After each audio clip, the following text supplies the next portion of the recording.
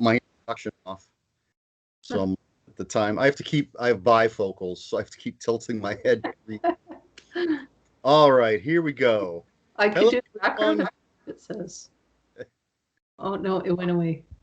Hello, everyone, and welcome to the Low Budget Interview Show. I'm your host, Eric Smith, and today my guest is an author and an expert on a TV show and a teacher, and it is J.H. Moncrieff. Hello and welcome. Hello, thanks for having me. Thank you for being here. I like to start by putting my guests on the spot. So if you had to, as a way of introducing yourself to the audience, if you had to write your author bio right now, what would it say? Oh boy. And I love writing my bio so much, Eric. What would it say? I'm a jack of all trades, master of none. Started out as a journalist, went from journalism into communications to public relations to marketing, now to teaching. And but the dream is always, will forever be full-time novelist, which I've done and then not done and then done. So right now I'm juggling novels with a lot of teaching. All right. I think that's more information than your actual bio has. Yeah, I've cut that down to a science, that one. At least different information. Mm-hmm. And let's see. I have one of these. I have a stack of your books here. Right there. Oh my God. A nice stack. I assume I'm missing something. Just don't know what it is at the moment. But I wanted to start out because even your earliest bio says that you won Harlequin's worldwide search for the next, is it Gillian or Gillian Flynn? Gillian, I think. Gillian, okay. In 2016. So what's the deal with that? That's all that it says. So I don't know any details. You know what? You're the first person to ever ask me about that. Basically, Harlequin was having a huge international search for the next Gillian Flynn. So they were looking for, obviously, dark thriller type books. So I sent in mine. A friend told me about it. She's a romance writer, so she heard about it and told me about it. And I sent in a manuscript. I think I sent them Dragonfly Summer, which got published last year by Audible. But I sent them Dragonfly Summer, and it turns out that what they were actually looking for is they were looking for a writer who would write their story. Like all these editors had come up with a story on their own, and it was so like you could tell, like they all sat in a room probably and went, yeah, that would be a good idea. Okay, let's do this. Well, what about if this happened? And so they had this kind of hodgepodge of ideas, and they wanted a writer to write the book. They already had one of their writers in Australia. She wrote kind of romantic suspense. They already had her online, but it was a story of two sisters. So they wanted to find someone unknown to them to write one of the sisters. And I won that contest, not even really, like I thought they were going to publish my book. Right. I didn't realize that I was going to have to write this story that they'd come up with or whatever. But wow, that was a really, really interesting experience. So my name isn't even on the books. Our both of us together, me and the other writer, we're under a pen name that they planned. I think they planned to release a whole bunch of books under that pen name, and then for whatever reason, I don't think that turned out. So this was just sort of book by committee. Yeah, it really was. And you definitely had to make it your own. But they sent us pictures of what our characters look like, and they sent us pictures of what the houses look like and everything. So like they storyboarded this entire thing. And then they just kind of let us run with it. It was a very different experience for me, like completely different from anything I've ever done. That's bizarre. Well, that sort of brings up a question that I just thought of. Is there any IP that you would be interested in writing for? Oh. Well, I don't know if it's even a thing anymore, but X-Files, definitely. If that it used to be, there used to be serialized books, novelizations for them. I don't know if there is anymore, but The most recent thing I can think of is the anthologies that Jonathan Mayberry edited, oh, okay, which yeah, was a few years ago. yeah, definitely something along that kind of paranormal, ghostly, unsolved mysteries kind of vein for sure. I love a show that I don't think they make them anymore. It was on the Sci-Fi Network. It was called Paranormal Witness. It was absolutely amazing. I don't know if you've ever seen it. Was it was it a reality show or a show fictional show about that type of show? It was nonfiction, but it wasn't that cheesy, a bunch of people going to a haunted house and going, "What was that?" Cut to commercial, and then, "Oh, someone opened a door." It wasn't that. It was people who'd actually experienced really scary paranormal stuff or creature stuff, and were sort of reenactments spliced with interviews with them. Okay. But No, I haven't watched a lot. I've never watched like Ghost Hunters or any of that. I used to love In Search of back in the day, but the more modern stuff, I don't know why I haven't watched any of that type of stuff. Oh, this is such a good show. Like, I don't get scared by horror movies at all, but these shows would scare me. There were some of them that were very, very terrifying. And I would think that would be a cool thing, like to actually do the sort of, I guess it'd be more nonfiction, but to write the books that went with that, go more into their story and do the interviews and see if anyone else had experienced the same thing. That would be really cool. It would be interesting. So we've got to hook you up with someone with the X Files, and then find out what the paranormal witness people are doing nowadays. Yeah, I'm so disappointed they don't make that show anymore because it was like I don't like the Ghost Hunter ones. To me, they're just boring. Like, because you can't schedule a ghost, right? So the most you're ever gonna get is, "Did you hear that? What? Did you hear that?" Like you don't really get anything. And when you do get something really over the top, then you go wonder, it's like, okay, is that real? Is that real, or did they rig that? So it's, yeah, those shows do nothing for me, but Excuse me. Uh, so now we're back to sort of a general question before we get into specifics. And said I have this. Whoops! Oh no, oh no. that is not good. There we Right? go. Did I disappear? Very briefly, I saw your lap. Let's see. I've got it. There we go. All right. Well, that's a first for my show. Yeah, my computer. I just using a tablet essentially, and it collapsed on me. But I've got the pile of books. We're going to get into specifics. Thank But you. um, before that, just why horror? Why horror? Well, first of all, one thing I should like, there's this huge misconception out there that I'm a horror writer. I am not. I am a dark fiction writer because I write lots of other stuff. But why I like dark fiction in general and horror attached to that is, um, well, first of all, it always kind of like I said, that paranormal witness stuff that always has intrigued me. That kind of that idea that there is more to life than what's been scientifically proven or what we see in front of us, what we can tell with our six senses, or five senses rather. We're not supposed to have six, I guess. So I've always liked that. I've liked that idea. I like the stuff like the Curse of King Tut and the Curse of James Dean's car, and was that true, and all of those stories. I've always loved that stuff from the time I was a really little kid.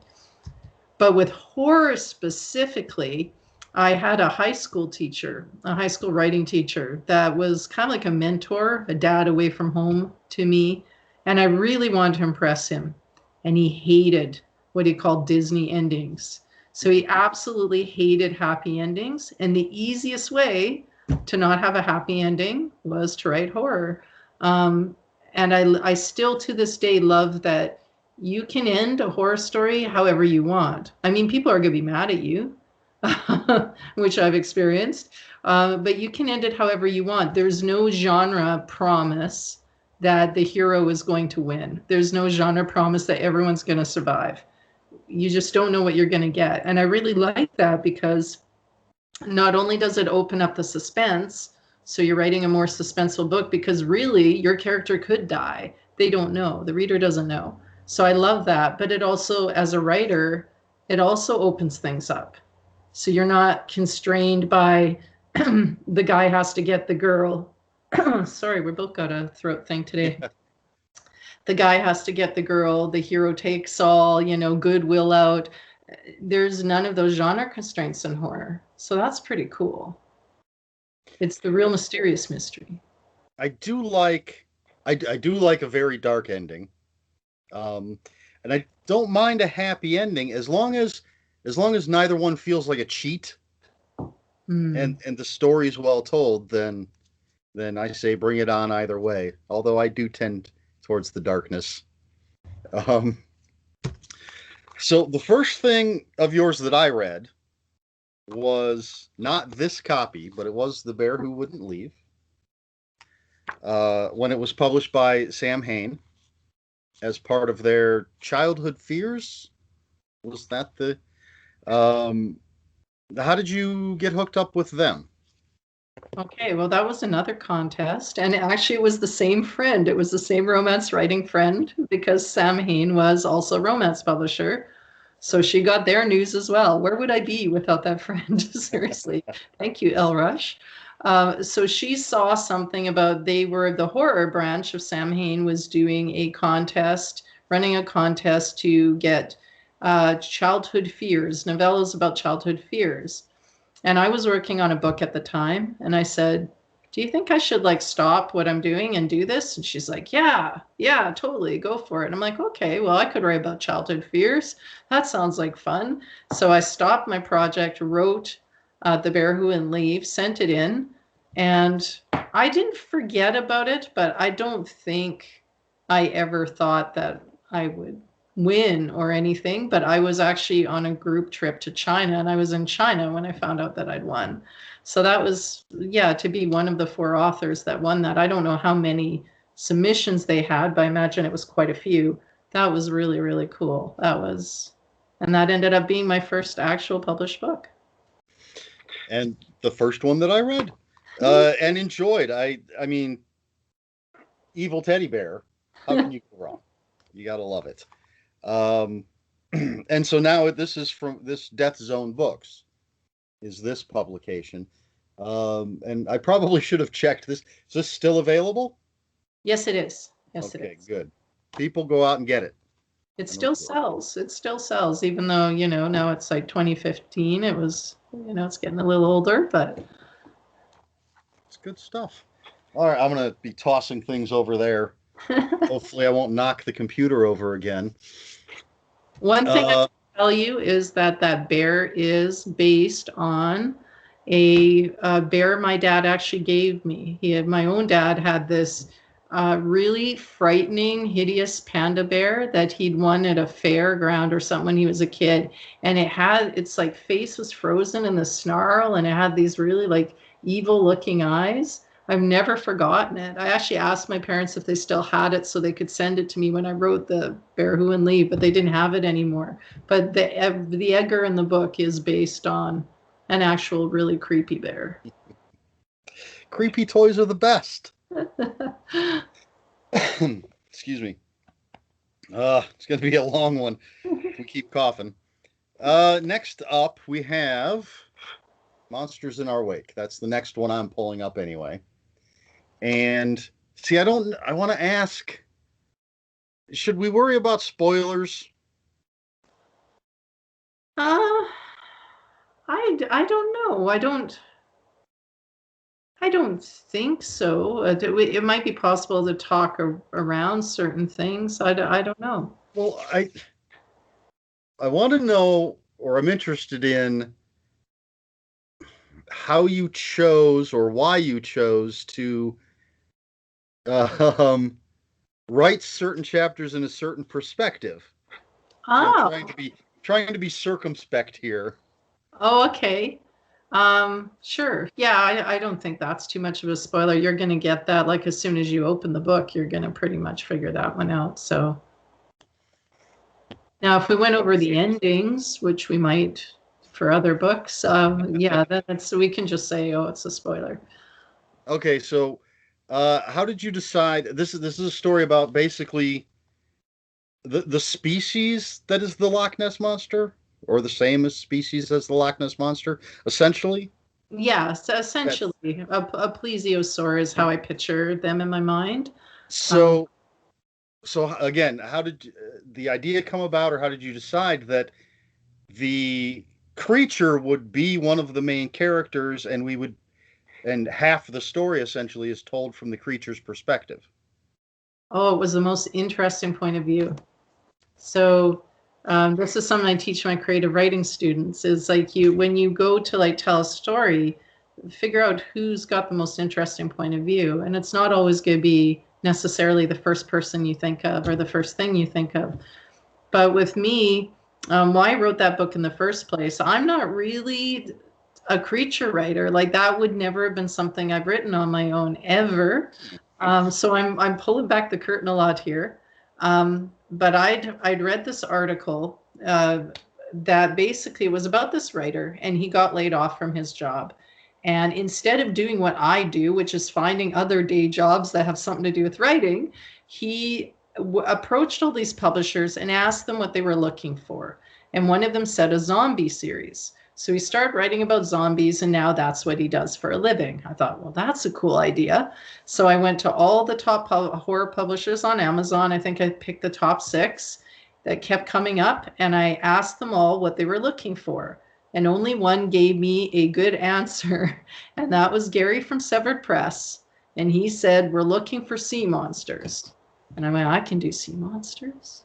So I knew right away that this would be my chance to talk something about my feelings towards offshore oil drilling and the destruction that's doing. I'm a big time environmentalist.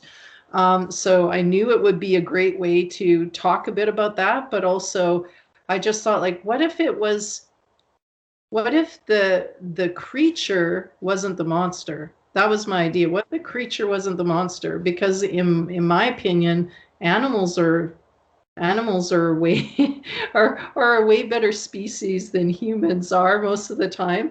So that was sort of I thought, well, what if we approached human life as this plague upon the earth that these ancient creatures have just watched them destroy each other, destroy everything else, destroy their environment, and they're kind of trapped in this situation where they've got nowhere else to go. And now the humans are coming into their home with their drills and stuff. So that's where that idea came from. But I remember I got to the middle of the book and I was having such a hard time because I'm not interested in offshore oil drilling at all. I'm not interested in the business end of that. I'm not really a creature writer. So I just remember that being like, just to get through that book was such a hard slog. Uh, so much research. I had to talk to oil drillers and learn about and finally I created a prototype ship because there wasn't a ship that did all the things I needed it to do. So it's like, oh, it's going to be a prototype. Okay, well, that solves that. But yeah, that was a tough book to write. Very tough book to write. I thought it was. I really enjoyed it, and I loved the fact that we do get the creature's perspective, and it's not just like a mindless animal, and it has a family, and maybe that's getting too spoilery. I don't know. I don't think so. But it's so funny because I'm a female writer. People tend to, hopefully that's not a spoiler, even though I'm JH, I am a woman. Um, People do tend to assume that when I'm writing from a female point of view, that's me. And so I've had a few people say like, "Oh, Flora is so you," and I'm like, Flora is nothing like me. Noken is me. You know, if you want my personality and some of my thoughts in that, it's in the sea creature. It's not in Flora. So it's kind of funny. People just assume, oh, you've got a vagina and Flora's got a vagina. That must be you. It's like, no, I don't write that way. That's almost a perfect segue into um, this hefty set of books here, which I thought I only had 4, but apparently I have 5. Oh. And a half. I'm counting this one as half. We have the Ghostwriter series. So there's, hopefully people can see that. And so the first one, City of Ghosts. And I don't think I need to show all of them. The most recent one, I believe, Carol of Ghosts. So before we get into too many details, I was going to ask, are you Jackson Stone, or is Jackson Stone you? No, Jackson Stone is his own dude. I don't normally write me, but some, like with Noken, he isn't me, but there's definitely some of my opinions and sarcasm in that I guess Jackson's sarcasm, that sarcastic sense of humor, is something I share. I like Jackson.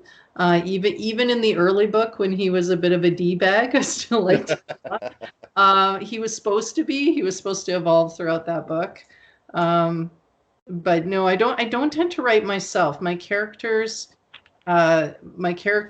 start to become real people, and they do whatever the hell they want to do. I have very little control over what they do. They just do their thing, and I write down what they tell me, pretty much. That's exactly what it feels like. So I don't consciously put myself into anything. Well, I was just thinking, he's a writer who travels. You're a writer who travels. Ah, but he wasn't a writer. He just thought that was a way to make money. It was Okay. A real writer would know otherwise. All right. Well, yeah. So, all right. So we've got 5 full novels, and then the little one here. And each one takes place in a different locale, different haunted places. Have you traveled to all 5 of the places that are in these books? Absolutely. Now, were the books inspired by your travels? Did you travel as research for the books? A mix, a mash? Well, with City of Ghosts, the first one, I was on that trip to China where I found out about the Barrowin leaf, and I was really upset because I still didn't have an idea. I knew I wanted to write some about China, but I didn't have an idea. And so I was sick, and we were on this like very short cruise down the Yangtze River, and there was a optional ghost city excursion. And I was sick, and it was raining, and I felt like hell, but I thought, you know what? I should make myself do this because, I have no ideas. And just the atmosphere of that place, because what it is when they built the dam, the waters rose, and so everybody from the village had to be evacuated. So there's like old streetcars and temples, pagodas that are sinking into the ground, and it just there's a whole bunch of tourist attraction stuff where they've got set up like it's hell, and just like in the book where you have to pass all these tests, and then you make it to the other side or whatever, and all these creepy statues, but it's the actual spirit of the place that really is creepy. And I thought, what if someone got left overnight here? And then I thought, what if they wanted to get stuck overnight here? And that's where City of Ghosts came from. And I thought it would just be one book. But then a writer friend of mine, Russell James, he read the book and he said, I like it, but it would be so much better if it was told from Kate's point of view. And I thought, okay, there's no way in hell I'm rewriting that book from Kate's point of view, but I can give Kate her own book.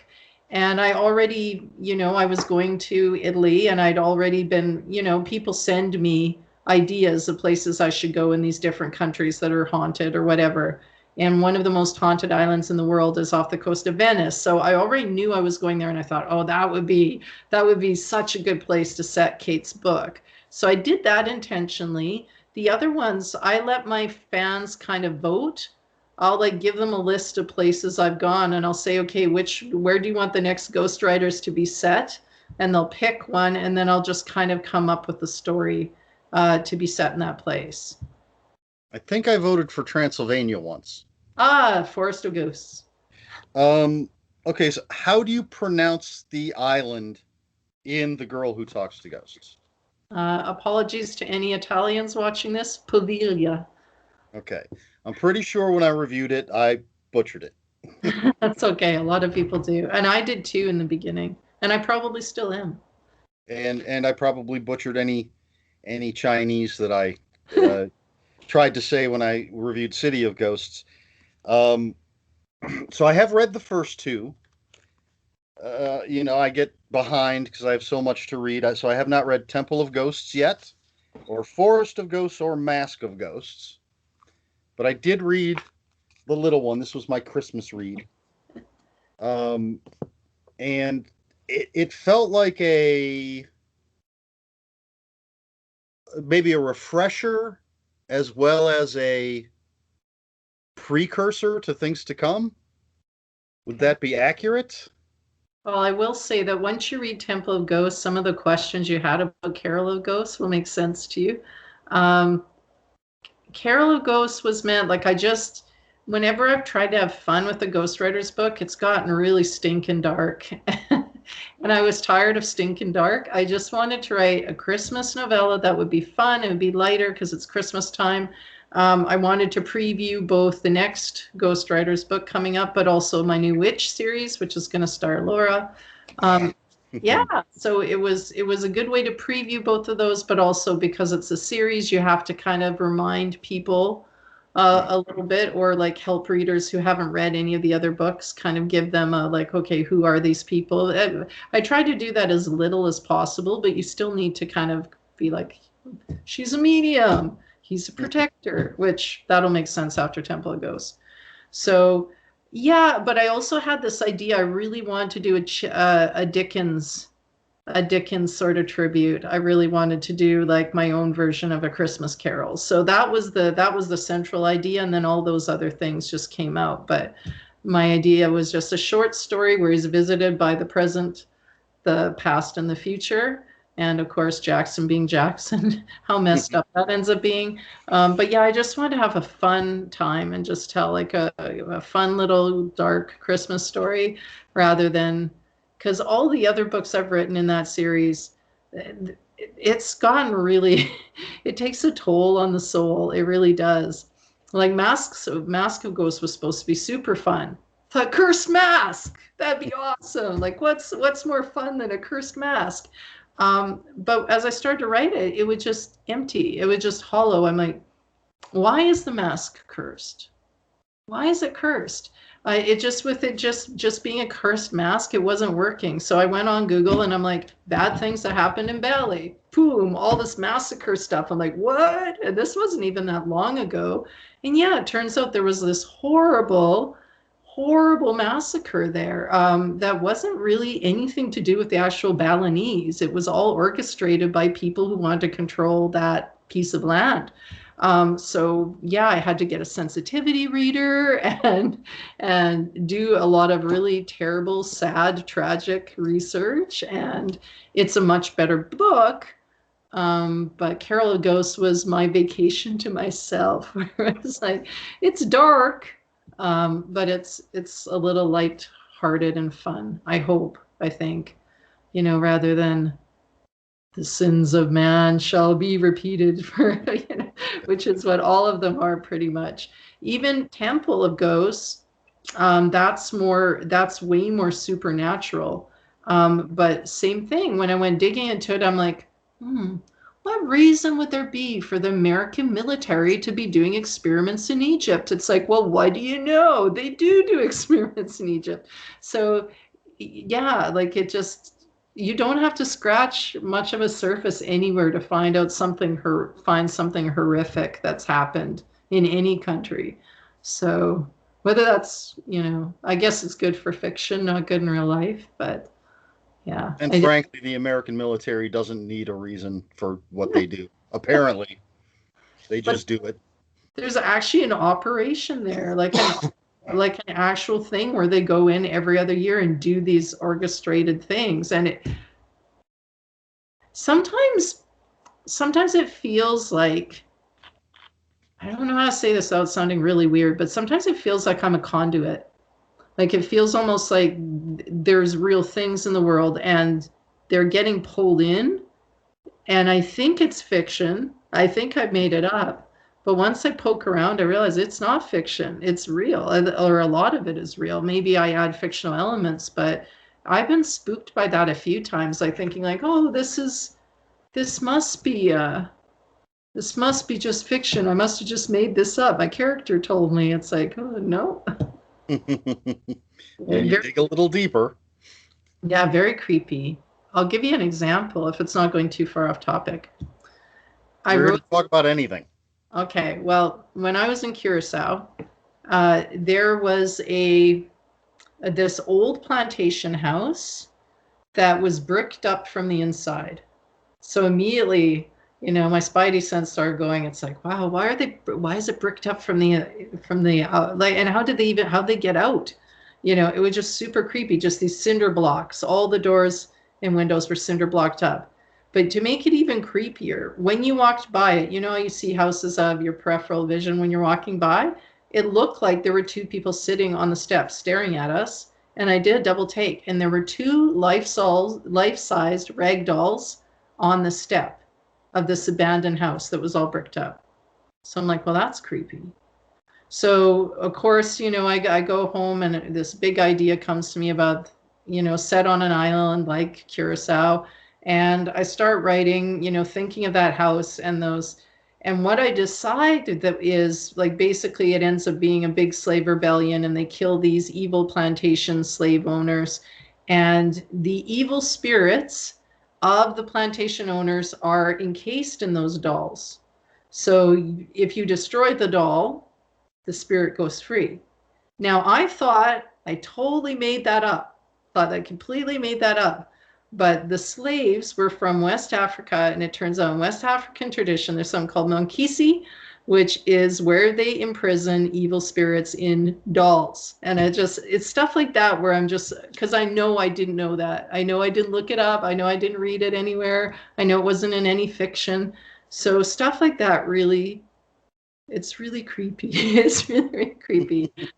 I don't know how it happens. I don't know how it happens. That's excuse me. I was going to, I don't know, it brings to mind Joseph Campbell and I can't think of the proper term. But sort of the mythologies that are the same all over, and I want to say it's not hive mind. I know what you're saying. Yeah. But it's just weird. Hopefully this isn't a spoiler, but there's a moment in Temple of Ghosts where bees are used. That's all I'll say. Bees. And my editor said to me, why did you use bees? And I said, I don't know. That's what Jackson told me. That's what Jackson told me. There was no conscious decision. It would just poof bees. And he's like, the bees were the symbol of Ra. Really? So Ra helped him? It's like, oh.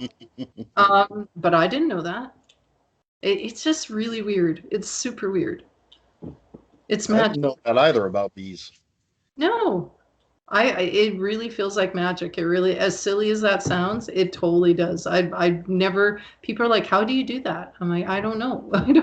I don't know. I'll sit down. I'll have to write something. I have absolutely no ideas. And in 5 minutes, there's like all these characters and they're all interrelated with each other. And they're all, Ghost Writers is a bit different because I know those characters, but even a short story, there'll be 1 minute, there's nothing. And then there's this fully fledged living, breathing universe with a whole bunch of different characters. And I'm like, where in the heck does that come from? I honestly don't know. I don't know. Just cannot get rid of this throat tickle. Oh no. Excuse me. All right, so now I have Those Who Came Before from Flame Tree Press. I have not read this one. Sacre bleu. What's that? I said sacre bleu. Well, yeah, there's a few I have not read yet. I did look over the back before we started this. Now, is there um, any true basis for this one? Yes. That is another one like Monsters in Our Wake where it was an issue that really bothered me. I'll try and get through this and not be too emotional, but our treatment of Indigenous people. And I say our as in here in Canada, in the States, in Australia, you name it, Mexico. It's always been just horrific. And here in Canada, and I think, well, definitely in the States as well, you see the repercussions of things that were done earlier, right? But not everyone understands that, and they're very much like, why don't people get over it? And why, oh, they're all drunks, and they're all, because substance abuse is a fairly large problem here, but it's because of the legacy of abuse and the legacy of kids being stolen from their families and beaten and abused and so on and so forth. So that's always been in here. I always wanted to do something with that. I used to, when I started out as a journalist, I started out working at an Indigenous paper. And then when I moved to the big city paper, I was basically the Indigenous reporter because they didn't have one. And I liked doing those stories and no one else wanted to tackle them. So they came to me, which was fine. So I knew a lot about what had gone on and their stories, and I certainly didn't try to tell their story, but I liked you can see it in City of Ghosts too, or all of those books. I like the idea of the sins of the past are revisited on us, and that comes out in Those Who Came Before. So a lot of what was done to this, it's a fictional tribe, but what was done to them sort of comes home to roost at that campground. But what actually happened to those people, there's definitely a basis of truth in it for sure. Definitely. Heavy answer to a lighthearted question. Oh Sorry. no. Well, no. That's why I'm asking. And there seems to be a lot of uh, reality inspiration. I don't know if that's the best way to put it. With at least the what I've read so far of your work. Definitely. Wow. Definitely. I'm always picking at that idea about the past haunts us. And in my books, it literally haunts you in the form of a spirit or something. But I do believe the past, like the things we do in our past, come back to haunt us. So, yeah, I guess I'm still picking at that idea all the time. Let's now I want to move that up on my TBR pile. Oh, I hope Even you though I, like. even though I still have three ghostwriter books to read. Um, but yeah. That might move up. Although I did just finish one of your books Oh, not too long ago, which was this one. All right, how do you pronounce this? Dyatlov. Yeah, love. I think I was close in my review, which has not gone up yet. But this is another story inspired by true events. Yep. Now, when I told you I read it, you said that basically some people love it, some people hate it. Hmm. And again, trying to avoid spoilers. Do you know why you get such a strong reaction either way? But mainly, why do people hate it? Well, part of it is Severed Press. Severed Press has a very strong audience, a very voracious audience, right? Your books tend to do well there. If you hit what he's looking for, the publisher, your books tend to do well. But there's a very vocal contingent that likes what they like, and it tends to be the standard creature feature dude bros with guns getting the ladies, shooting up the evil creatures. Any diversion from that, my weird shit.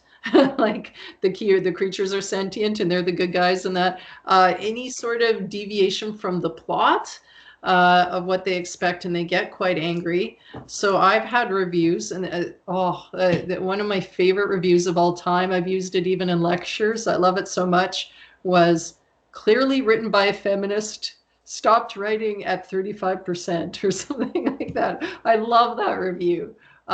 Because it means I did my job. I wrote a strong female character, which was something I used to struggle with. But from what I can tell, I'm a fan, very much so, of the endings that aren't tied up in a bow, and I'll try not to spoil.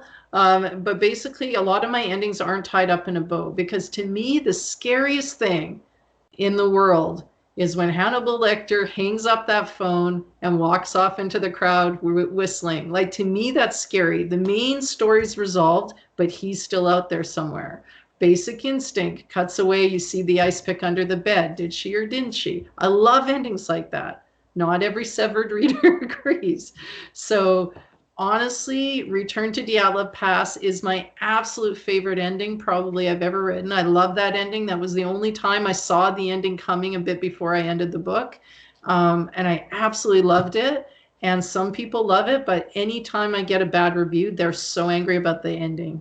Although I did recently get a bad review for it because the guy expected it to be nonfiction, and he was very disappointed that it was fiction. He was led to believe it was nonfiction. I'm like, was it the cover? Was it? Yeah, interesting. Who knows? I love the ending. I did assume when you mentioned that there's some strong negative reactions that the ending would have been the thing that did it. But yeah, I love the characters. I don't think I'd heard of Dyatlov Pass before this book came out. But it's now. Have you been there? Okay, that is the one exception. That is the one exception. I grew up near the Arctic Circle. I live in the frozen north still. There's no way in hell I want to go to mountains in Russia in the wintertime, even to write that book. So no, that was one case where I drew from my upbringing, which was in the mountains in a very cold, winter-esque place. I was going to say wasteland, but that's not very nice. The Ural Mountains are not a wasteland. But yeah, I thought of my hometown that way, as every teenager does when they grow up in a small town and want to escape. Now, aside from what happens in the book, do you have any theories about what happened back in 1959? It's so hard to say because whenever there's a theory, there's something that doesn't fit. So everyone says now, oh, Dyatlov's been solved. Dyatlov's been solved because this fellow came out with the theory that was a slab avalanche, rather, not avalanche, which is, I think, a cross between avalanche and ambulance. But it was a slab avalanche or avalanche. Why can't I say that? And so they're like, oh, problem solved. It's solved, but it's not solved. There's still things that don't really fit with that. The only thing I could think of is it was some sort of, I would lean towards some sort of government, because it was during the Cold War, so some sort of government testing site that they stumbled upon. But even then, their injuries were so bizarre. So bizarre. And why would they have left their tent without clothes on when it was that cold? Why did they cut the tent on the side to get out instead of using the door? Why were some found in this ravine so far away from everyone else with, their, doctors said it was like they'd been hit by a car. Their internal injuries were so severe, but there was no signs on the outside at all. Why did the other people that were found earlier, why did it look like, why did they have signs of fighting? in their, they had like bruising in the webbing of their hands, and they had like bark in their hands, like they've been climbing the tree and stuff. And they got fire going, but why didn't the group with the ravine, who've been like alive way longer, why didn't they have any signs of a fire? Or, there's just so much weird stuff. Like, to me, an avalanche does not explain any of that. And it wasn't animal activity, because animal activity would have been, you would have seen body parts strewn everywhere sorry for anyone with a sensitive stomach, but you would have seen bones scattered. Like, it wouldn't have just been, the inside of someone's mouth gone and nothing else, right? Yeah, that's a weird injury. Yeah. So there's so much weirdness about that. But the Yeti component was totally the publisher. I told him that I was thinking of doing something about that story, and he said, well, which way are you going to go with it? What do you think happened? And I'm like, what do you want me to think happened? He's like, Yetis. Yetis do well for us. I'm like, okay, Yetis it is. But I wouldn't necessarily, again, I'm not normally a creature writer, so I wouldn't, although now I've got 3 creature books. So, but yeah, I would have gone the human element. Yeah, I would have gone the human element for sure. Some sort of government conspiracy, or it just doesn't make sense. That story, like, there're just so many little pieces. And and the part where they actually, there was a photo in their camera of something that kind of looked like a Sasquatch. If it wasn't a Sasquatch, it was someone, a shadowy figure in some sort of big coat, which is even creepier. And they'd written in a diary, now we know that snowmen do exist. And that's real. That's a true story. So why would they have done that if it was a slab avalanche? Right. Avalanche. Say that. That you can edit avalanche in there every time I say it. But yeah, I think that's got to be one of the greatest unsolved mysteries of our time. I don't think anyone will nail everything, every aspect of that. There's just too many weird, like, what about the radiation? Why did some of the boys have a high level of radiation? Why did people see lights in the skies? That's where the UFO theory came into it. Like, it's just weird. It is. It's fascinating. It is. Are you familiar with Max Allan Collins? I don't think so. He's a mystery writer. I guess basically a mystery writer. He's got a series of books with a detective named Nathan Heller. And what he has done with that series, essentially, and I have not read all of them, is he's taken some of the best, or maybe most famous, unsolved mysteries, and he has Nathan Heller essentially solve them. Oh, cool. And I believe he researches and has researchers working for him, and the conclusions that he has the character come up with is what he thinks is the most logical, most likely conclusion. And the books start, the first book has Al Capone, so it starts back in that day and age. The last one I read had to do with Marilyn Monroe, but there's one about Lindbergh.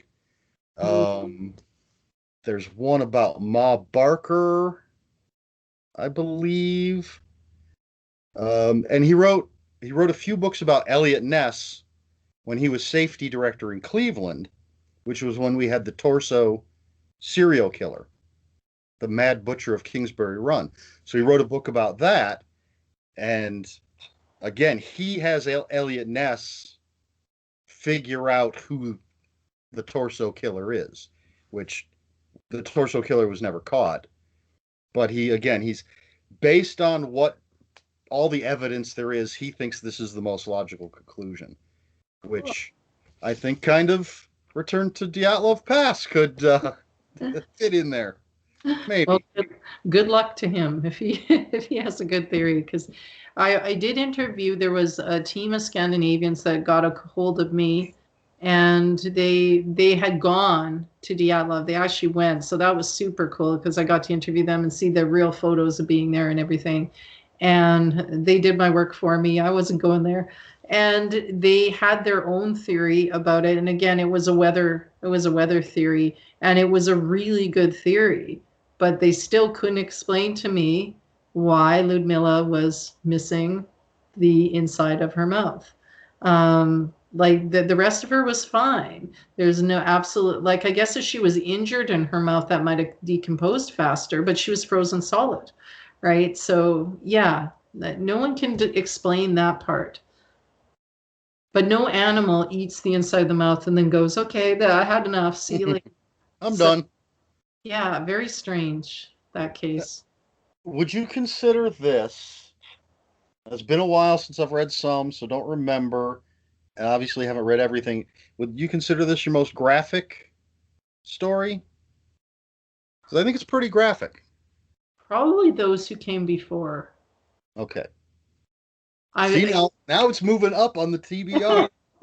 See, again, like I'm more psychological. I'm not a gore writer, but when I write for Severed or I write an actual horror with a capital H, I feel like I've got to go there. I feel like it's kind of expected, especially for Severed.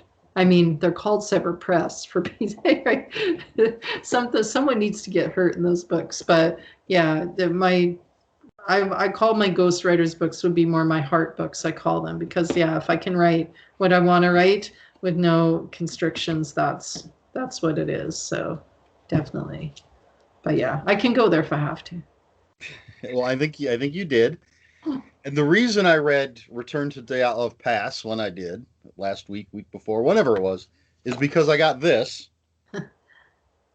Shadow of the Sasquatch and found out. Well, it says the continuing story of.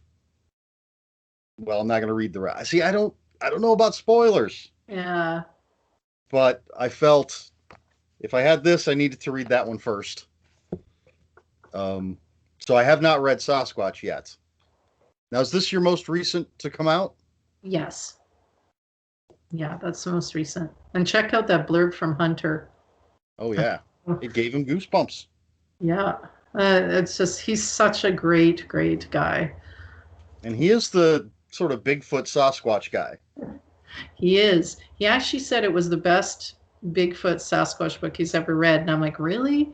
Because again, without giving anything away, it's not the norm. So I write these books because it's what's in my heart or head to say. And then I'm like, oh shit.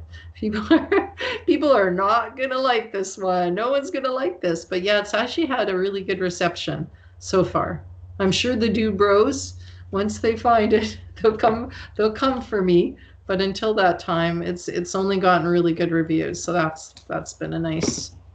Well, and Hunter, right around the same time, I believe he had Bigfoot in the Bronx come out. Yeah, At I least think this was earlier. Yeah. I became aware of them at the same time. Like they hit my radar right at the same time. So to me they came out at the same time. Yeah, he's a creature writer. Oh yeah. Definitely. I'm just dabbling. Well, from what I've read so far, you're doing all right. Aw, thank you. So what are you working on now? If you can tell us. Oh yeah, of course. I pitched a book to my agent that she likes, so that was I started working on it in November. Finally finished it near the end of April, and I'm currently doing my first read through, my first pass, and then it will go to her, and hopefully she'll like it. So that's what I'm currently working on. But as soon as that's done and in her arms, I've got to like jump to like the first Witch series book, which I'm excited about, and then of course Oracle of Ghosts, book 7 of the Ghostwriter series, which is crazy. But Now I have to lean over and see. I think you've got all of them. So Carol of Ghosts is book 6. Yeah. Okay. Well, I wanted to check because the other books have, see if the camera will pick it up, on the spine, Ghostwriter book 1. They say 1 through 5. I just wanted to see if this actually had 6 on it. Yeah, some of them have writing on the spine and some don't because the spine was so narrow. That was a challenge for the cover designer. Yeah. This does have the title and your name, but it does not have the book 6. Should be book 5.5. 5.5, yeah. Who does that, really? Just tiny. It's just All right, so you're working on a witch book and a ghostwriter book, and then this other thing that you're doing Yeah. your first pass on. Yeah, this one's psychological suspense, psychological thriller, and it's the story of a couple who the woman really loves true crime docs, and she proposes that they solve this cold case that's fascinated her. So it's the story of them trying to solve this cold case, but of course, almost immediately it goes completely to hell, and hijinks ensue, and it actually again gets very dark. Again, I didn't know what the heck was going on. That book is probably the longest book I've written in years. So it was almost 100,000 words, that book. So yeah, I was starting to think it was never going to end. Like, when is this going to end? But yeah, so far so good. So far so good. So Are you a pantser or a planner? total pantser. I never know how my books are going to end. Um, And this is, when people don't like my endings, when they don't like Return to Dyatlov, I'll get comments like, this is why I've stopped reading my reviews. I'll get comments like, oh, the writer must have ran out of paper, or the writer couldn't figure out how to end it, so she just picked the stupid ending. People don't get it. I spend more time on my endings than any other part of the book. I just I drive myself mad over the endings. I take so much time making sure I have the perfect ending for them. So no, just because you don't like it and because it's open-ended does not mean that I just ran out of paper. Love, love, love that ending. Yeah, and it's, my people will like the ending. Everyone who doesn't, they're not going to like my stuff. I don't tie up everything in a box in my books. I just don't. Because I don't like books like that. To me, they seem very contrived. I did a podcast interview with Richard Padden from Behind the Keyboard not that long ago, and we are talking about that, about how, you get these big buildups about this horrible villain that's all powerful and no one can defeat them and everything. And because it's a thriller or something, and the hero has to win, right at the end, the big horrible 1,000-year-old vampire or whatever, in Richard or R.F. Blackstone's words, becomes a little bitch. It just has to be, everything's got to fit in the box. And then you got to hear, what happened to the characters after, and what did they eat for dinner the next day, and did they get married, and did they, I can't stand that. So why would I write it? All right, there's an author that I won't name who uh, I feel has terrible, terrible endings that feel rushed. And I don't know if this would give it away, if there's anybody watching this who will get what I'm talking about. I used to read all of the Buffy the Vampire Slayer and Angel media tie-in novels. And in one of the Angel novels, they built up the bad guy, the demon, to be this, super powerful creature. How are we going to defeat it? What are we going to do? And almost literally, Angel runs onto the scene. There's a paragraph that says he punched and kicked, and the demon's defeated. Exactly. And I was like, wait, what? And then I read some of this author's science fiction, had a trilogy that I enjoyed the first book, second book, got to the third book, and it just had this, yeah, everything tied up so quickly in a neat little bow. I'm just like, wow, this is just so disappointing. And it's not life. It's not, I know fiction isn't life, but to me it is. To me, my characters are real. I care about them. I care about what happens to them. All of them, even the ones that people don't like. I feel, they're my people. And, life isn't like that. Life isn't like, oh, the little neat box and everything tied up and everything resolved perfectly. I want to give people some resolution, but I don't necessarily want to give them every single possible question that they could ever have resolved, because then there's no mystery, there's no excitement, there's nothing for you to think about. I like books that make you think later and go like, oh, I wonder if, did they mean this or did they mean that? Did it come back? I love books like that. Well, I liked I think it's Christopher Ruffty. I'm trying to see all the way over to one of my bookshelves. The Lurkers. Are you Okay. familiar? Uh, well, one of the things I loved is I was reading the book, and I actually got to talk to him about this at a convention. Reading the book, and this is obviously the main character. This guy, he's the main character, dead halfway through the book, and then Wow. it's and then it's well, okay, now obviously this is the main character.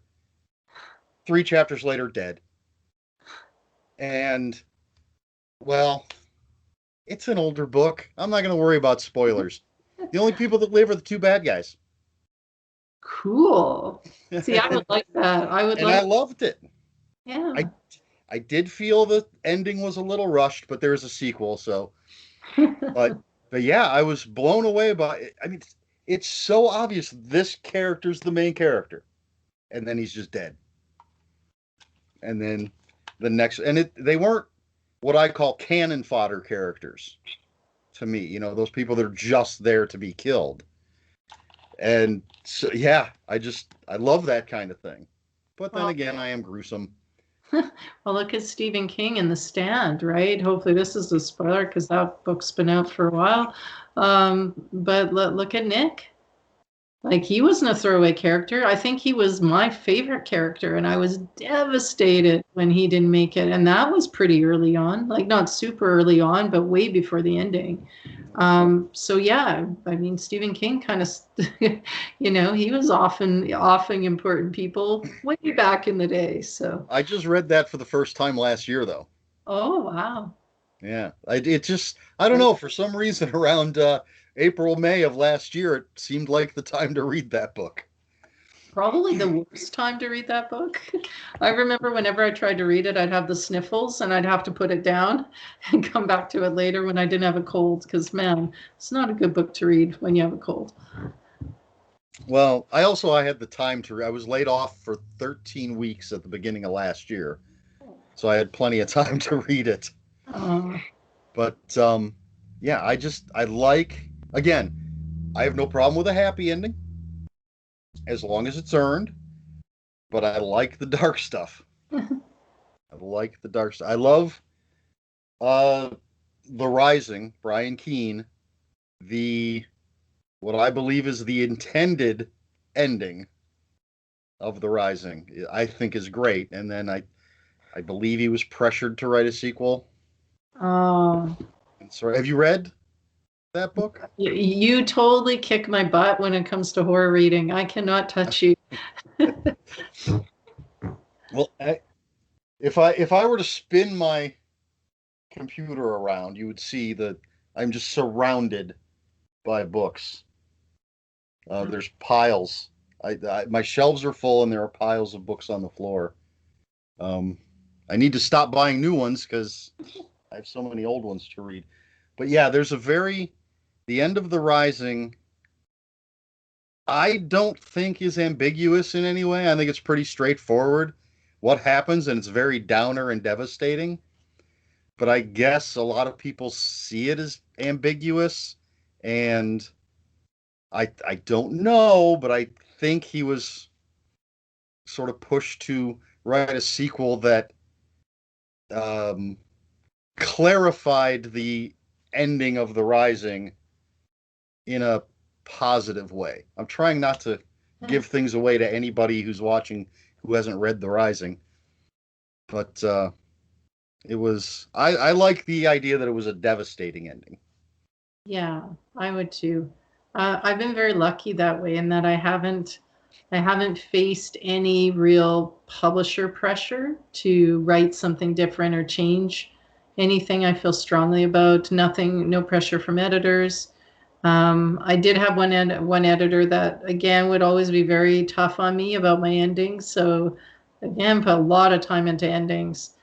He's super tough, would never let me get away with anything. It's like, no, this can be better. You can do better. And it's like, how can it be better? And then, oh, damn it, he's right, which is often the way with a good editor. But yeah, no pressure to change anything that way, thankfully, because that would be very difficult. That would be. So what do you read when you have time? If you have time, what are Yeah. your reading preferences? I read lots, but because my writing is so dark, I tend to want breaks from that. So the most horror I read is true crime, which is very, very horrific. I'm a big true crime fan, even though there's not many great true crime writers. Often those books end up being pretty disappointing, but it's the cases that I'm interested in.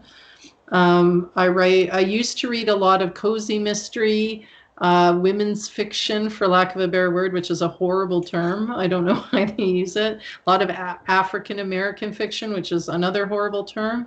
Um, just kind of just a brain break from being in the dark all the time. But this year, I've mostly read finance books and psychology books.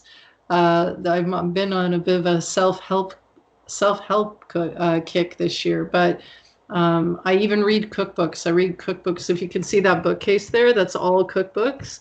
I even read cookbooks like novels. So yeah, I'm reading all the time. Um, but horror, it's gotta speak to me for me to grab it. Or obviously I read, to support my friends. I read what they write. But I have to say with Hunter Shea, when I see the description for a lot of his books, I would read it anyways. Like there's certain books he has like Slash or Creature where I'm like, oh man, I've got to read that. And the one he's coming out with next, I think sounds really like up my alley too. Same with Catherine Cavendish. I love her stuff.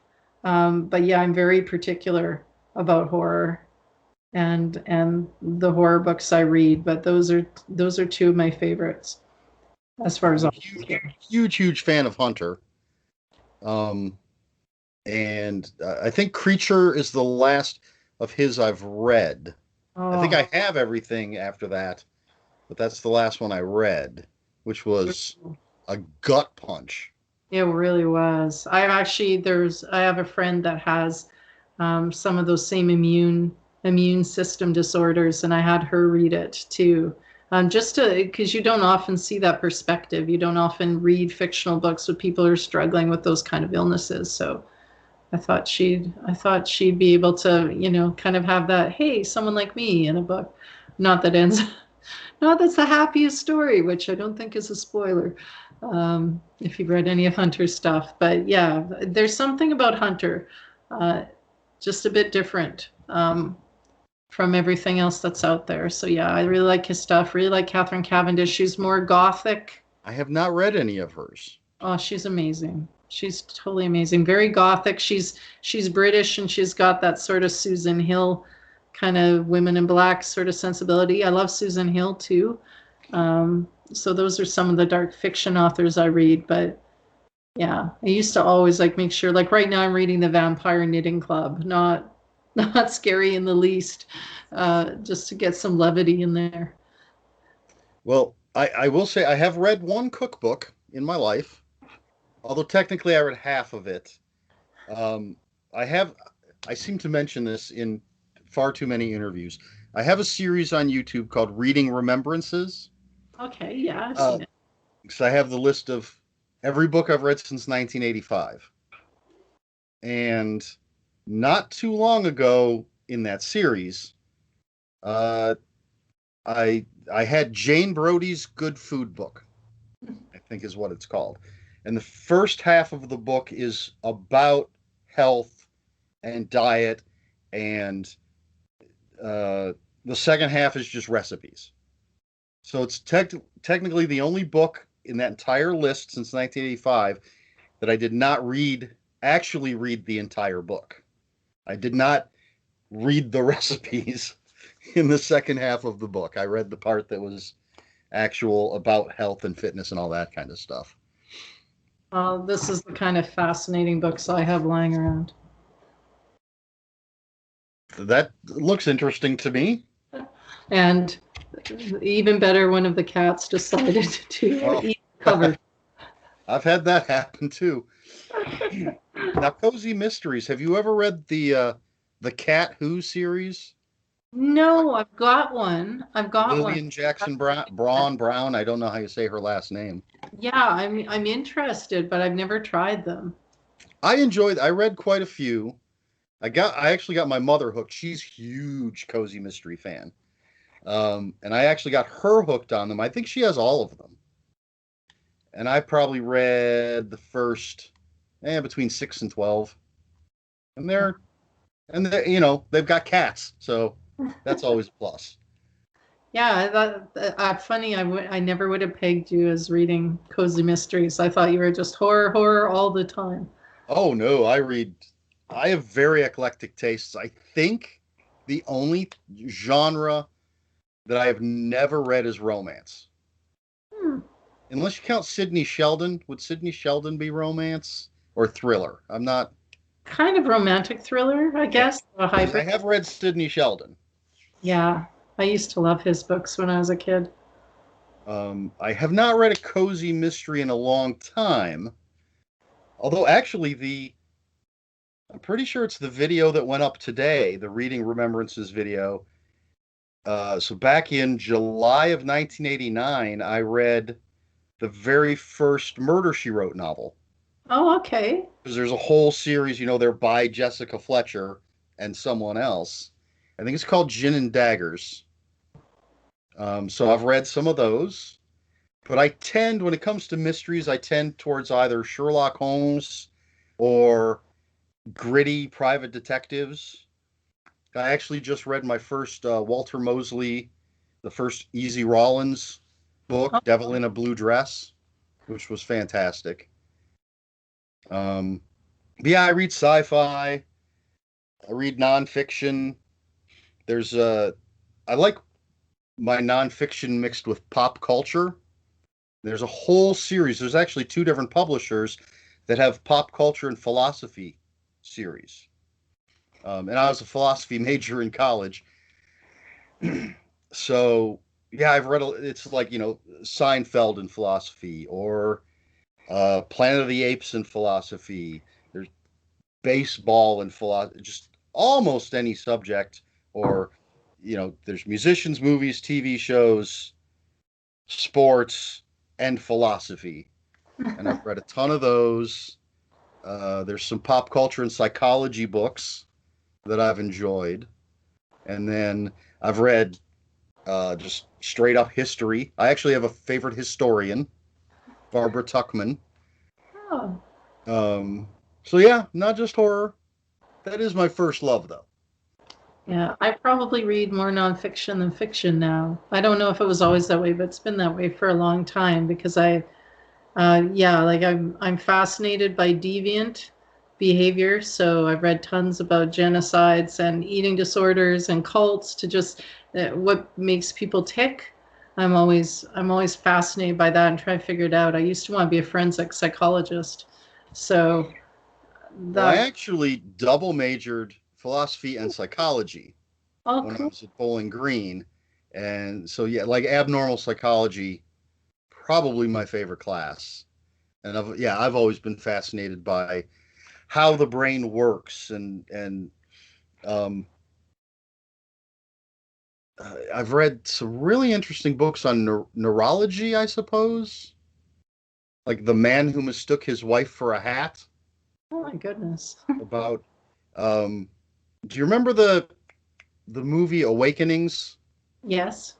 It's by the same guy, Oliver Sacks, I believe. So he wrote this book. So I read Awakenings as well, but The Man Who Mistook His Wife for a Hat was just about these weird neurological cases, which obviously different than abnormal psychology, but like alien limb syndrome, if I remember correctly, uh, where people like he talked about a case where they heard a thump coming from a patient's room, and they run in, the patient's on the floor next to their bed, and they're like, "Why? What are you doing?" They're like, "This. There was somebody's leg in my bed. I threw it out of the bed," and of course, it's their own limb. Oh, weird. Um, and then there was another book. Just yeah, I love reading that kind of stuff. Whether it's that or again the about psychology and I haven't read anything on genocide, I don't think, but I Oh, have read some true crime stuff. I've read tons about genocide because it really bothers me. Really, really bothers me because it's usually people that live together in harmony and we're friends and neighbors and everything. And it's like, what turns that into, one of those groups of people turning into murderers and killing everyone else? Like, what has to happen? What kind of brainwashing, what kind of like sort of economic situation or whatever is going on that makes that happen? It's like Dyatlov. You never really quite get a satisfactory answer, but I keep looking because it really, especially the one in Rwanda, all of them are horrible. But the one in Rwanda, because it was neighbors doing it to neighbors, really bothers me. Really bothers me. Well, that kind of have you read? Well, Jack Ketchum's The Girl Next Door, Hmm. or I don't know if there's been anything nonfiction. If there's a nonfiction book about it, Oh, there's several. about that case. There's I know several. there's I know there's the movie version of The Girl Next Door, but then there's also An American Crime, which is supposed to be closer to the truth of that case. And I mean, that's not genocide, but you talk about neighbors, Yeah. that's what comes to mind to me.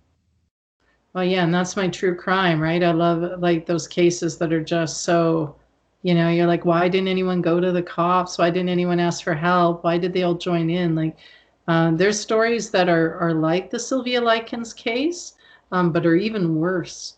If you can believe that, like, who would imagine being worse? But there was one in Japan where high school age boys kidnapped a young girl, and it was worse than even what happened to Sylvia Likens. Just absolutely horrible to read. I wish I'd never, I never heard of it and went, what's that about? But yeah, it's so hard to understand. Do you think we ever will? I hope so. I hope we'll get better at identifying some of these things before they get to that point, like identifying when kids are starting to go that way, when their brains are starting to go that way, and actually be able to intervene. I mean, I've seen so many documentaries where the parents know, they know there's something wrong at such a young age, and they go through all this hell trying to get their kid help, and nothing works, and then the kid ends up shooting up a mall, or some, or stabbing their brother, or just killing the whole family or something cheery. And it's like, I think, it's getting to the point where parents can identify it a lot of the time, but we still don't really know what to do. We still don't really have an idea about how to help people like that. There's a great novel called "We Have to Talk About Kevin." You read that by Lana Shriver? I've not read it. I am familiar with it though. To me, scariest book ever written, and just that idea, and that's always been. I mean, I don't have children personally, unless you count cats, but that's one of my greatest fears is what if you had a child and you knew that they were evil and there was nothing you could do about it because you had to love that child, you had to care for that child, and no matter what you did, nothing worked. You couldn't get them, like, no help work, no intervention helped, the therapy didn't help, drugs didn't help, behavioral training didn't help. What do you do? So you have this monster in your house that's biologically related to you. You have to take care of it for the rest of its natural, well, at least it's adult until it's an adult. What do you do? And we need to talk about. Kevin is all about that. It's terrifying because you can see a mile away, you can see it coming. Something bad's gonna happen, but she's trapped. She's totally trapped. Same with Babadook. To me, the scariest part of Babadook was not Babadook. It was that kid. That kid was horrifying. That I would just like, this is like my worst nightmare, this mother's life. Like, how does she even deal with that? And Babadook was picnic compared to that kid. So yeah, I hope so. I hope we actually get to a point where we can intervene and help in cases like that. All right. Well, speaking of true life crime, I think that brings us around to cruise ship killers. Yes. So how did you get involved with this, and what is your role essentially on the show? Okay. I was approached through my website. I got an email, people saying that they wondering if I'd be interested in doing something like that and want to meet with me. And it turned out that the producer that contacted me, I actually knew. I used to date someone who worked for that film production company, and this was a coworker of his. And I said, "Do you know who I am?" Because he was using my writing name. And he said, or I asked him when I met him, I said, "Did you know who I was?" And he said, "Well, I thought so, but I wasn't sure." So I'm not really sure how he found me, if it just he heard about my writing and thought I'd be a good fit, or if someone recommended me. I've actually never asked, but they just sent me an email through my website. I met with them. And they talked about what they wanted me to do. So I'm basically a writer. It's called a writer expert, is what they call me. So for those people who love true crime documentaries, you know, it always cuts to a writer who gives their opinion on a case or kind of drives the narrative forward. That is me on this show, for better or for worse. And when they first told me about what I was going to be doing, I said, "Well, I'm assuming this is pro bono." And they said, "Oh, no, we'll pay you." And then they told me what they were going to pay me. And I left that meeting going, "Nah, this is never going to happen. No one's ever going to pay me to talk about true crime." But yeah, within a week, they gave me a phone call and they're like, "Okay, we're starting to shoot." Because they told me it was going to be months from that meeting. And then it was actually like a couple weeks. And whoa, okay, no time to lose 20 pounds. We're just going right in. So yeah, that's how I got involved, and we just finished up shooting season 2, which Now, they thought they do. uh, first of all, for those viewers here who don't know, what is Cruise Ship Killers? Cruise Ship Killers is a true crime documentary series. It's shown on the Justice Network in the States and A&E UK in Europe, UK, and the Middle East. And it's basically about people who go missing or are murdered on cruise ships. They are all, one thing I will say, they are all true cases, but people get very, very frustrated with the show, because anyone who watches true crime, you know, you watch the show and then you look up the case to see what more you can find out about it. And with Cruise Ship Killers, they've changed the names, sometimes changed the time period, changed the name of the ship, changed the identifying location. That is not because they're douchebags that want to screw with you. It's because their lawyers are terrified of the cruise ships suing them. And this production company does not have a major budget. They could not afford for Carnival Cruise Lines to come after them like Warner Brothers or someone else could. So that's why they do it. It's not to mess with people. And they're trying to get better at it. But even with season 2, they were trying to use all real names, and the lawyer made us redo an entire case with all fake names and identify. And I'm like, "Oh no, we're going to be skewered." But I'm just the writer expert. I do not write the show. I do not write the show. So that's another comment I've gotten. Just because I'm the writer expert, that does not mean I wrote the show. I don't write the show, but all my lines are ad-libbed for the most part. They And did are you make part of every episode? yes. They did make me say something horribly cheesy in second season, because like when they give us placeholder lines. So one of them was something like "a storm was brewing," and they made me say it. I'm like, oh, this hurts. And then he's like, "Oh, it's too cheesy. You've got to say it." But for the most part, it's just ad lib. They'll give me the setup and they'll go, "What do you think about this?" Or "What do you think happened?" Or "What more can you tell us about this?" Or so yeah, it's really, really intense, and it's a lot harder work than I thought it would be. It's fun, but just you have to be like, you have to have intelligent things to say about these cases with no prep, with no like time to think, with no, they just like having a conversation like this, like, "Well, Holly, tell us about that."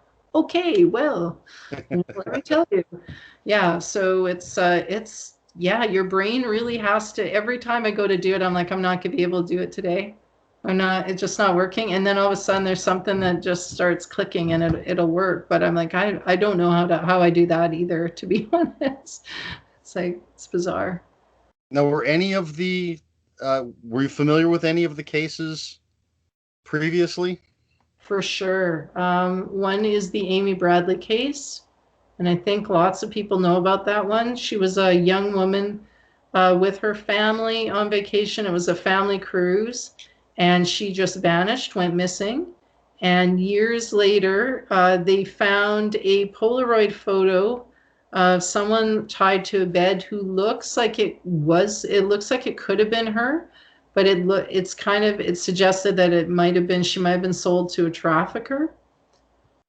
So yeah, that case is pretty haunting. Like the family put so much money into private investigators to try and save her, and then all of the private investigators ended up stealing from the family and just taking their money and giving them false leads and false hope. And so yeah, that was a pretty horrifying case I was familiar with for sure. Okay. Excuse me. All right. So is there anything at all that you want to talk about or tell people? Oh boy. Well, I'm glad I got the ending thing out there, although anyone who thinks I run out of paper for my endings wouldn't be watching this anyways, but spread the word. I actually do know how to end my books.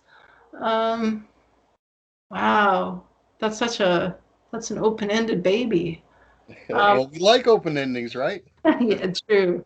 I should mention I do have a book coming out from Flame Tree in October. It's a little far afield, but it's up for pre-order now, so probably good to mention that. It's called The Restoration, and it is inspired by me really staying overnight in a haunted house and what happened to me there. So I guess that's one thing I can mention is not only do I go to all the places in my books, except for Dyatlov, I go to haunted places. I go to the most haunted places in the world to write my books. So I suffer for my art. Well, I suppose that's once the world opens up again. Uh, is there any place in particular you're hoping to go? Clan of Ghosts. Clan of Ghosts. Clan of Ghosts was supposed to be the next book. I had like this big trip to Scotland planned. And yeah, of course, it got canceled because of COVID. I had a trip to Thailand all booked. That got canceled because of COVID. So definitely those places. But Peru, South Africa, there's so many places I want to go. So, but And yeah, I really hope we can travel again before I run out of places I've traveled. Because um, so Peru, Thailand. Well, you obviously Scotland, Thailand. You said Peru. Are all of them going to end up being stories? I'm sure they will be. I find traveling the most inspiring thing a writer can do. It's so good for stories. But I have asked myself how long the Ghostwriter story, how long this series is going to be. And I'm kind of thinking it'll be Oracle of Ghosts, Clan of Ghosts, and then maybe one last one. But who knows? I've always said I'll keep writing it as long as there's stuff to write and it's not getting tired and not getting to be the same thing or I mean, I want to stop when it's on a high note, not get to a point where I'm repeating plots or repeating scenarios. I think they're still growing as people. I think their relationship is still growing, so that's interesting. And I always wanted to do some fun things like have them encounter one of those ghost hunting reality show teams. That like there's some goofy stuff I want to do with it too, and have a bit of fun. So yeah, at least a few more travels will be in there, but the witch book will spin off from that, and there's still the Egyptian book that's a series that's got a spin off from that, and I've even toyed with the idea of a YA series starring Lily. If you remember Lily from The Girl Who Talks to Ghosts, the young girl that they saved. Oh, right. Yeah. Yeah, my idea was to have a YA series that spun off like a YA media, a young medium. So yeah, I just need I need a patron of the arts, so I have time to write all this stuff. If anyone wants to apply through Eric, accepting applications. Well, you can do the Patreon thing that is so popular with the kids nowadays. I won't do that. No? I shouldn't say never, but to me, and this is nothing against anybody who's done it, to me, when somebody buys your book, that's a big deal, right? That's a big deal. I mean, there's lots of competing books out there right now. I don't want people to pay monthly when they're already supporting me by buying my books, right? I would much rather they just bought my book. Also, the amount of extra material that you should provide for your patrons, that's time that I could spend writing books. So it's if it gets to a point where I don't need to teach anymore and I can just write short stories or whatever, maybe I'll consider it. But it's still, there's just a part of me that just doesn't feel right asking people for more when they're already giving so much. And that's no shame or shade on anybody who wants to do one. I totally get it. I think it's great. I think it makes a lot of sense for people to do free content, like put out, music videos on YouTube, which may not be monetized for a long time, that kind of, then it makes more sense. But for someone like me, where they're going to pay for my book, I just doesn't feel right. And what if no one signed up? That would be so embarrassing, right? Like, woo, I'm making $1 a month. Woo. I'm killing myself by making $1 a month. Yeah. Okay, where can people find you on social media? Facebook on my author page sometimes. I'm haven't been the best with that lately, but I try to be. You can always contact me through my website, jhmoncrieff.com. I'm on Twitter occasionally. I at least look at Twitter. I'll respond if someone says something to me. Instagram is the most sporadic of them. But yeah, those are the ones I'm on the most. Probably Facebook author page. All right, great. Okay, so if you'll just hang out for a minute once we stop recording, I have to do my little outro here. Okay. But I want to thank you very much for coming on my little show. It was a lot of fun. And so, all you folks out there, if you have any comments, questions, please put them in the comments below. Please like, share, and subscribe. This has been the Low Budget Interview Show. I have been Eric Smith. And until next time, read more books.